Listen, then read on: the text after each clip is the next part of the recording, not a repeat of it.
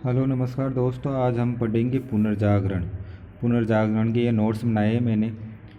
फ्रांसीसी शब्द रेनेसाइंस का अर्थ है फिर से जीवित हो जाना। पुनर्जागरण का काल 1300 से 1500 ईस्वी था। पुनर्जागरण का अभ्युदय इटली से हुआ। यूरोप में पुनर्जागरण के कारण मतलब पुनर्जागरण क्यों हुआ, इसके निम्नलिखित कारण है। सामंतवाद के विरुद्ध पुनर्जागरण का जन्म हुआ। दूसरा है तुर्कों का कस्तूनिया पर अधिकार 1453 ईस्वी। छापेखाने का आविष्कार 1477 सर्वप्रथम इंग्लैंड में किया विलियम केंटसन ने। नगरों का विकास, भाषा और साहित्य के क्षेत्र में परिवर्तन। चौसर की कैडबरी टेल्स ये लैटिन में लिखी हुई है। दांते की डिवाइस कॉमेडी ये भी लैटिन में लिखी हुई है। मंगोल साम्राज्य का उदय। प्रसिद्ध वेनिस यात्री मार्को पोलो कुबिलाई खां के दरबार में 1272 ईस्वी में गया था। मंगोलों के संपर्क से यूरोप को कागज, मुद्रण, कुतुबनुमा, दिशासूचक यंत्र और बारूद की जानकारी हुई। ये मंगोलों के संपर्क में आने से जानकारी हुई।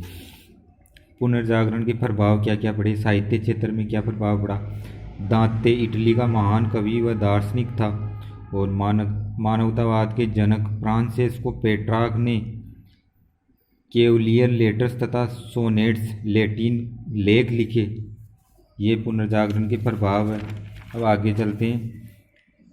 तीसरा प्रभाव, पेट्रार्क के शिष्य व लैटिन साहित्य के पिता जिसे जोवानी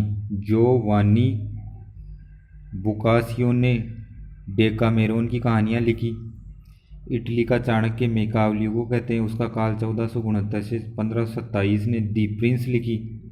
दी प्रिंस और दी आर्ट ऑफ वार लिखी। अब देख लेते हैं। इंग्लैंड के राइटर है जियोफर चौसर।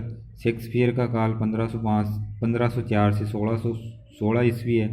टॉमस मूर ने यूटोपिया नामक लेख लिखा। अब देख ले। जर्मनी का राइटर मार्टिन लूथर जर्मनी का राइटर था।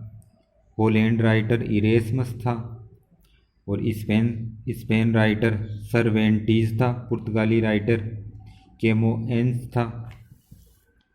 स्थापत्य के क्षेत्र में पुनर्जागरण का क्या प्रभाव पड़ा।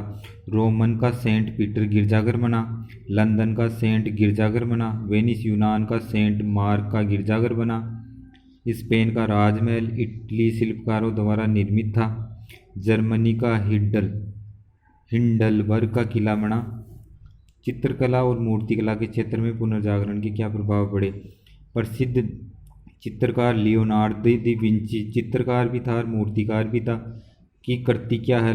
द लास्ट सपर और मोनालिसा। विश्व प्रसिद्ध मोनालिसा लियोनार्दो विंची की है। भारत की मोनालिसा बनी ठनी है, अजमेर की बनी ठनी। माइकल एंजिलो मूर्तिकार व चित्रकार था। इसकी कृति दी फॉल ऑफ मैन और the last judgement. The last supper तो लियोनार्दो विंची की है, the last judgement Michelangelo की है। राफेल चित्रकार था। इसकी कृति मेडोना और चिरगी थी।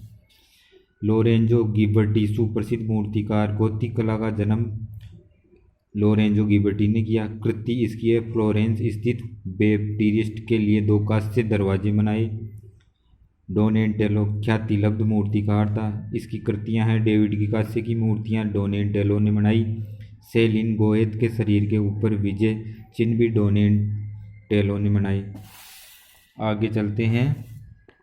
विज्ञान के क्षेत्र में प्रयोग विधि का जनक रोजर बेकन वैज्ञानिक था। कोपरनिकस ने 1473 से 1543 कोपरनिकस था। विश्लेषण विधि का जन्म फ्रांसिस बेकन व देकार्ते ने किया। गैलीलियो 1564 से 1642 दूरदर्शक दूरबीन का आविष्कार गैलीलियो ने किया। विलियम हार्वे मानव शरीर में रक्त परिवर्तन पर काम किया। मार्को पोलो जो इटली का यात्री था, कुतुबनुमा का आविष्कार किया। रसायन शास्त्र व शल्य चिकित्सा में एडियस व बेसेलियस ने काम किया। धर्म के क्षेत्र में प्रोटेस्टेंट धर्म की महत्ता बढ़ने लगी। पुनर्जागरण के काल में प्रोटेस्टेंट धर्म की महत्ता बढ़ने लगी। मार्टिन लूथर तथा काल्विन इस समय के महान धर्म सुधारक हुए। धर्म सुधारक आंदोलन और उसका परिणाम।